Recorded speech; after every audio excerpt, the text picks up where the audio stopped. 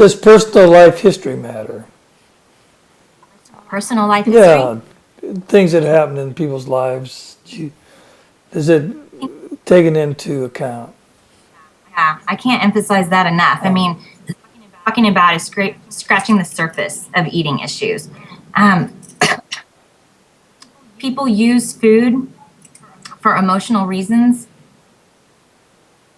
I mean, it's hard to find a person who doesn't do that to some degree. So it's because it's, legal. There's no real, I mean, there's not really a stigma against it. And it's just an easy, you don't even know you're doing it. You just got full and you didn't realize.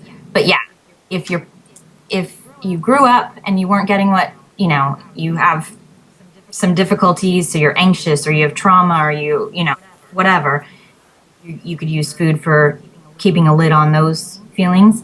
If you grew up and your parents often emotionally ate, like if you see that modeled for you, that's going to be something that you tend to do. Even though you weren't even aware of it. But I mean, if you go back and look and see, like, was dad hungry for half a pie after dinner? Probably not so much. So that they're modeling that behavior. They also, a lot of times parents are busy. This is a really important thing for us to talk about ultimately Okay. is, Oh, you're blanking out there all through that. This is an important thing for us to talk about. yeah, Okay, say it again then. kids who are theoretically overeating or struggling with their weight or whatever right now, a lot of times they are asking their parents for food, even though the parent knows they're not hungry. I mean, you're really not supposed to guess that you know that, but let's assume that you've just had quite a nice dinner or whatever. You can pretty well rest assured they're not hungry. And the parent reacts with, like, oh my gosh, my child is a food monster. Like, what is going on? This is crazy. I need to put the reins on this.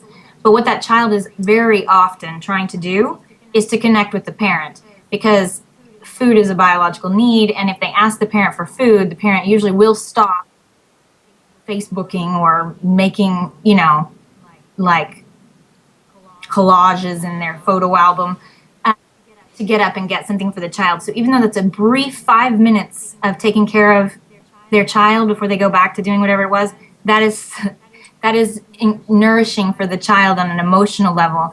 So what I have suggested to parents is, if your child keeps coming for food, ask them if they want to play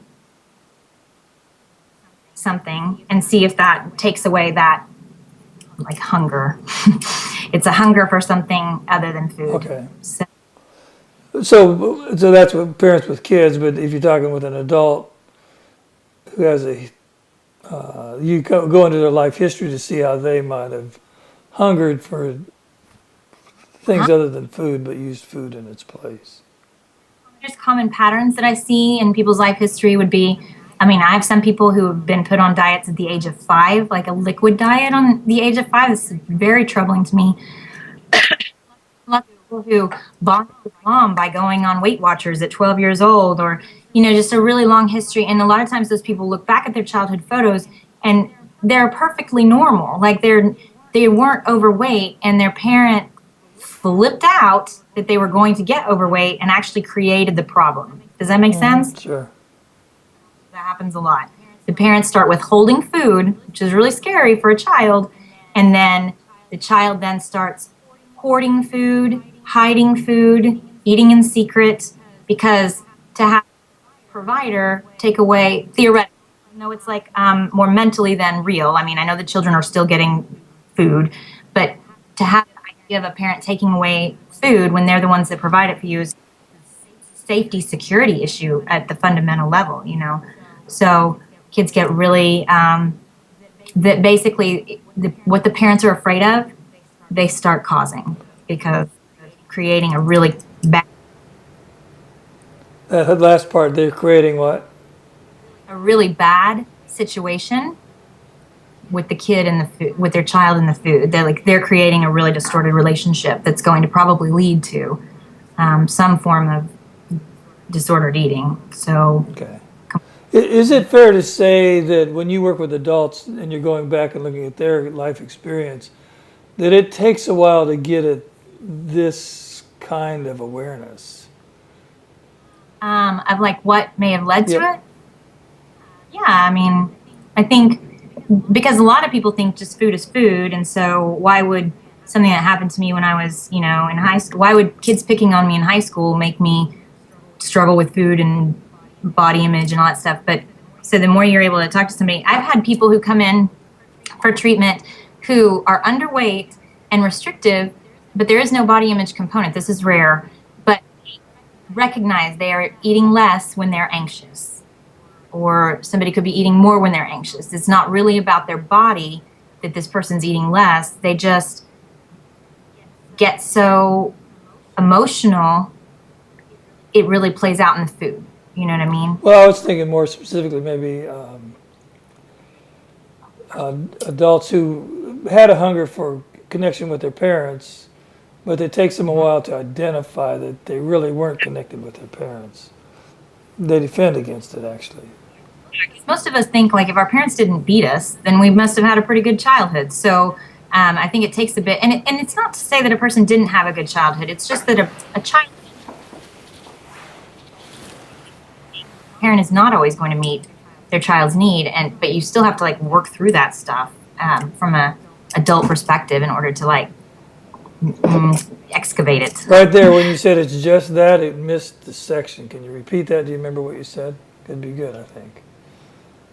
Yeah. We think we have a good childhood, but it's just that. Okay. We think that we had a good childhood because we didn't get beat, but it's not that really we have had. I mean, we may have had a good childhood or not or whatever. There's lots of shades of gray, I guess, on that. But even if you had, sorry, Yeah, I don't know. I haven't read it. I don't know. I've heard wild Sure. things. So even if you had a relatively good childhood, the child's perspective and the parent's perspective are two different things, because the child's just in a different place developmentally. So notoriously, at some point, the child's going to need something that the parent can't provide. And that creates, certain beliefs about ourselves and certain behavior patterns and stuff. So it's not even so much that someone had a horrible childhood. It's really important to kind of look at where their beliefs, what patterns and behaviors do they work out, how do they deal with those things in ultimately a more effective way than using food or diets or body image focus or whatever to distract from their real feelings, Okay. Okay, very good. Well, let's wrap up here. So that Okay. was a good one.